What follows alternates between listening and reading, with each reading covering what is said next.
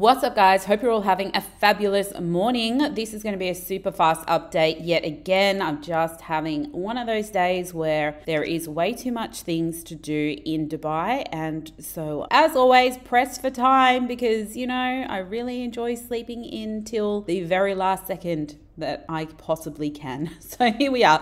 Let's talk about this because Bitcoin last night touched on our $25,400 3-month liquidation level that we have been talking about on this channel for a while now. And this is the point where we have to assess what is going to happen next. I'll give you a very, very quick recap in case you're new here and you haven't been watching our past videos, but this is a level that we have been eyeing off for some time. Now, this level comes from the liquidation heat maps that we can find in HighBlock at the 3-month level, showing us the 3-month liquidity where everyone will get stopped out either long or short, and we're looking for the yellow zones. So this one right here is the 25,400 that we've had our eye on for a really long period of time, and we also noted that there is another one down here at about 22,600, but we need to see what happens at this level first at the 24.6 before we even worry about the 22.6. We don't have a ton of liquidity building above price, which is a bit of a worry because once price hits one of those high liquidation levels, if you're going to get a trend reversal, you want to see liquidity start building above price because that would be all of the liquidation levels of everyone who shorted this whole move down. So I'm not liking that I don't have hugely yellow zones right there, but that might change if we go and have a look at a smaller period of time. So let's just have a look over the last 7 days because that's when majority of retail may have flipped bearish. So we might get a better indication of the 7-day levels. And here we go. See here how we're looking a lot more bright yellow above price now as we have moved into a closer period of time. And we've got 27,500 and then 28, around the 28,000 level. So we're looking at around 5 billion at each of those levels, not to mention all of the other decent liquidity between those two levels. So that's a good amount to start building up. Now that does mean that, and also because you can see the liquidation is right above the peak right here, that does mean people are shorting too late. So that is a good sign, but now we need to turn to the charts and also the heat maps to see, do we have any hint of a potential reversal happening? And I've been playing around with this setting. Let me just turn it off so that we can get things a bit more clearer. See, when we look at the heat maps right now, as I expand on that, they're very, very empty. So again, if you're brand new here, heat maps are giving you an idea of what is potential to happen in the future because it's showing you all of the limit orders above and below price where people want to buy or sell their Bitcoin. This is in a futures market, so taking out long and short positions, but we're looking for high level peaks because that's an area where we would expect price to bounce. And when we zoom out on that, a high level peak, according to my personal chart settings, would be the red areas. And we can see we don't have one until down here, which is at 23,750. So, and look, it could just be because of the time zone that we're in. Like right now, we're 1 hour left of the Asia session. So this is something that you do have to watch a lot. So we'll just see if maybe UK brings in some levels. That will give us a hint. But yesterday we had the greatest hint of all time that we were going to break down further. You can see it right here at the 26,850. See those two red boxes? That was where all the shorts were. So there was just no chance that we were going to get a retracement or a move to the upside unless it was going to be a really powerful one that broke right through those levels. So that's why we were anticipating a further drop yesterday, which I'm not sure if you guys follow me on TikTok, but I did a TikTok update about it. And sometimes when I can't get to YouTube to do long form video, I'll just throw something up on TikTok. So be sure to go check out my TikTok channel. Mind you, there are over 300 fake accounts of me on TikTok. So just be sure to use the link in the description of this video to find the actual right one. If anyone ever DMs you saying that they are me and that I will invest on your behalf, I don't do that. So just be careful. I don't actually ever DM no matter what. So yeah, if you ever get an inbox message from someone claiming to be, you can be 100% certain that it's not me. But if you use my official links, then you shouldn't be part of that scam. So anyway, that was the perfect hint that we were going to break down further, but see how I don't have that now? So ideally, if I was to think we're going to like have a powerful shift out to the upside, I would have liked to have seen that below price, and we don't have it yet. yet. So the other thing too is because this was caused by the Binance news, which here I'm sure everybody has heard by now, but this is SEC alleges Binance commingled billions of dollars in customer funds. Because it's a crypto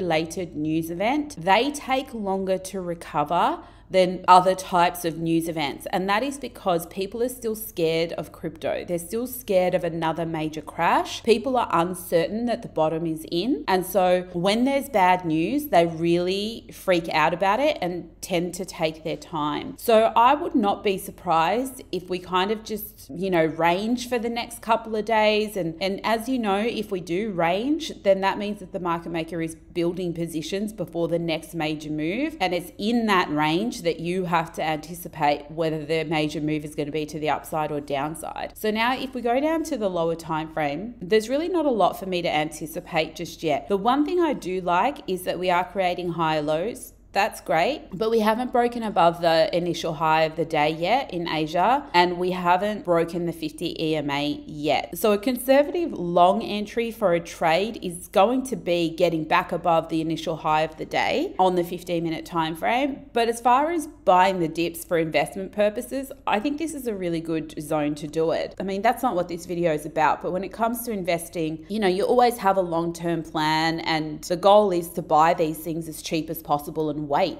so it's a very different strategy to trading. You have to pick the direction correctly or you're stopped out. There's no waiting, you're like liquidated or you win.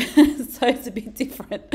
But yeah, so we need a little bit more confirmation as far as the trade. Sometimes we can get a better confirmation from ETH. So let's just have a quick look at that. And so if we look at ETH is in the same position of having a W formation into a 2-level rise. This is the retracement waiting for the breakout. The retail type wedge was definitely a trap on ETH because look how we broke the retail wedge with volume here on that green candle, then came back for the retest. Let me zoom in on this because it's a very good lesson. So this here was the retest, right, that remained above the EMA. And this, to people who trade wedge patterns, breakouts and retests of them, that was the perfect signal for those people to go long on the retest of the wedge and EMAs. That would be a typical play right there. And those people got hurt in this setup right here. Now, could they reset and go, well, hang on, maybe it's more like this. Maybe my wedge should have looked like that and that this is the retest. Yeah, but see, this is why I don't like retail trading or retail trading patterns, I should say, because it's very, very subjective. So, where you draw your line, like sometimes might be right and sometimes might not be right. So anyway, that's all a bit irrelevant. We haven't hit these lower liquidation levels yet. I think we tapped into this one at 1760 on this wick here, but the 1746 we haven't. And the very high liquidation level for ETH is at 1680. And actually, I want to have a look at the 3-month levels on ETH as well. So we've got this building up here at 21.6. Look, we've actually got a lot of levels below price for ETH.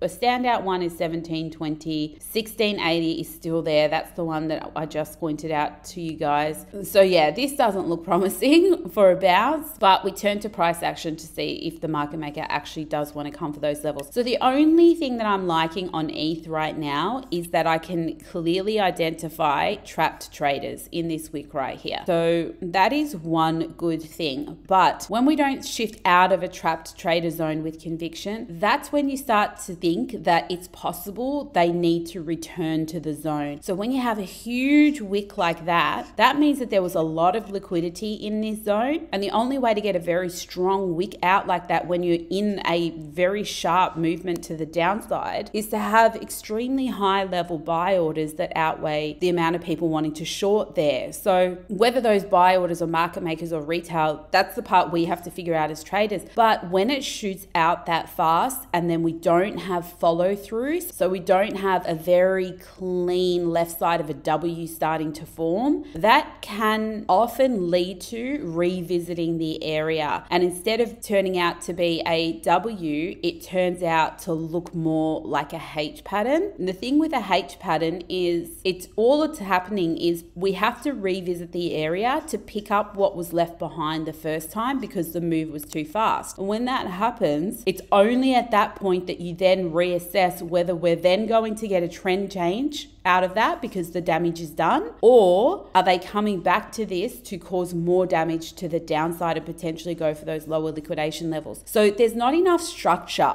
right now to decide which one it is. We need to wait on that. And this is just something I would be cautious of right now.